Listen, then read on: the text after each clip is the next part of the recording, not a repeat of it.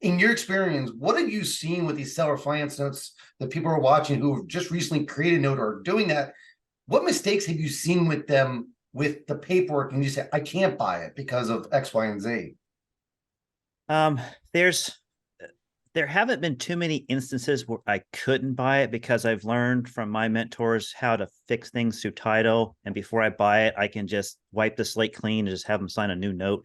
So in that essence, I've been able to work around it. But the most common things I see are just simple errors that maybe not heavy real estate attorneys, draft these documents. They're just kind of a little bit in real estate, and they'll draft these documents and they'll forget to put what's the first due date. They'll forget to put what's the maturity date. They'll forget to put, or they'll concatenate the principal and interest and taxes and insurance into the payment. And so, I look at it and I'd be like, is a judge that's not in our space going to look at this and read it and understand it quickly? Because that's what he's going to discover. And I'm going to be on the opposing side of it. Yep. I want to make sure that he's going to see quickly, that he can read it and enforce it and understand it quickly. So that's probably the most common things I see. Are you typically going back and rewriting that note with the borrower and getting it cleaned up? If it's necessary, yeah. So I'll work with the seller and say, hey, look, just so you know, X, Y, and Z are wrong. Obviously I'm also doing that to try to lower the price as well.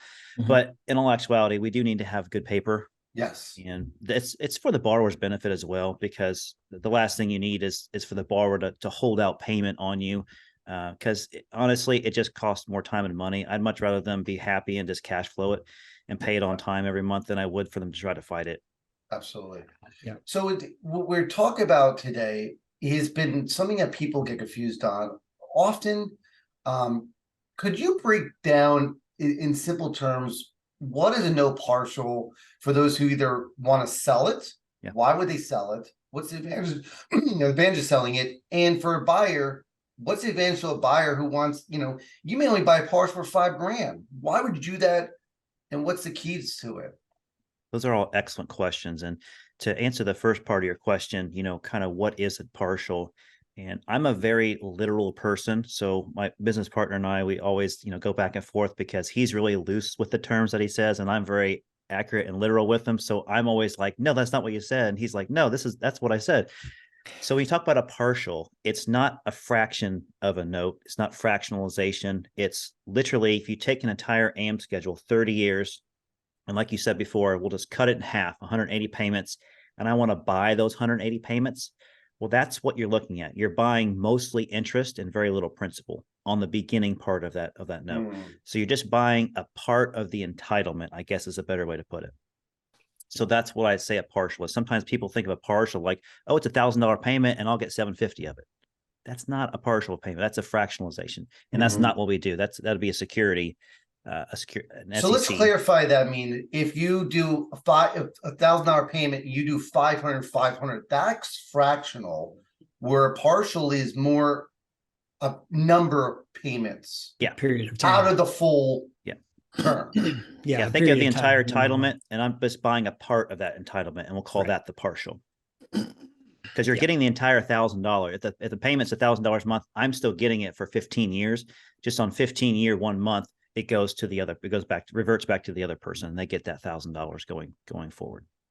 So why does somebody want to sell a partial? What's the advantage to somebody selling a partial? Well, it's similar to a hypothecation where you're just recapitalizing. So a lot of times, fix and flippers that do have great margins in their deals and they sell stuff on seller financing. Let's say they have a $200,000 mortgage. They sold a house for $250,000. They probably have $150,000 into it. They got a $50,000 down payment. So what's their cost basis now? $100,000, right? Yeah. Right. So they have a $200,000 mortgage and they have $100,000 into it. If I just want to repeat and rinse, I would just sell a partial of that note that was just created and just make sure I get that 100,000 back out of it. And so then I have no cost basis in this deal. And then I also have the back end of the note that's going to revert back to me sometime, let's say 10 to 12 years down the road. But we all know it's probably going to pay off earlier than that. So we'll get a big boom before that. So these guys can just take that money and just go reload and do the next project and just keep on building up those little tails, as we call them. Yeah. In the future, you just get a big burst of income. which is So what's your nice. experience? So this is something I ran into recently. What's your experience with people who say, well, I just want to sell, like the idea of a partial is troublesome to them because they don't want to take it back after a couple of years. They just want to be done with it. How do you get around that? What's your experience with that? I'll buy another partial. There you go. True. So most people don't realize that if I buy 5 years of a partial, right, and there's 10 years left, I can buy the second 5 years after it's done, Yeah. And oddly enough, sometimes you make more money that way. Oh, you're leapfrogging yourself Yeah. down the schedule. So it's the opposite of us as a consumer having a mortgage and leapfrogging it down the schedule by paying extra payments per month or per year, and having a 30-year mortgage go down to 9 years because we just leapfrog down the AM schedule. So we're doing the reverse of that from the bank side, and we're only buying a little bit at a time because future cash flow, is much cheaper to buy it in the future than it is buying it today, because you'd have to get a bigger discount. So it works both ways for the buyer and the seller. So the partial does. So if somebody doesn't need all that cash today and they can survive with just the cash flow, and they could have, tax ramifications could be greater if they took all the money up front as opposed to having it stretched out over a longer period of time, like an installment sale. So those are the advantages for the person selling the partial. The best way I feel to do partials is really in your retirement account, because then again, if you're using cash, you just you have that cash, future cash out there, that profit.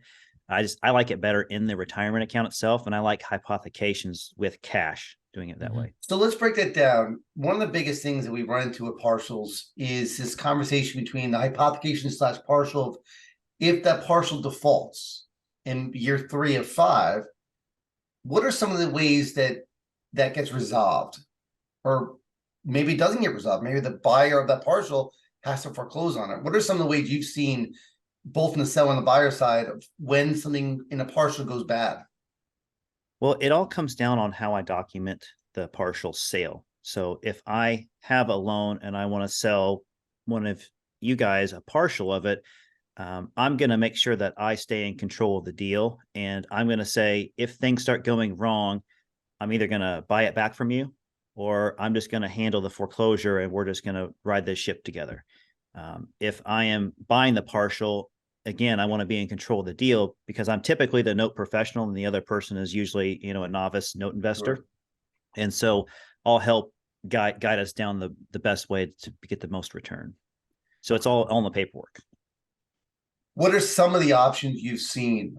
Have you seen the fact of the buyer typically doing the foreclosure, or are you doing things like a buyback or some kind of different strategy of getting involved and fixing it? What are some of the options that note sellers who are out there or note buyers could possibly see?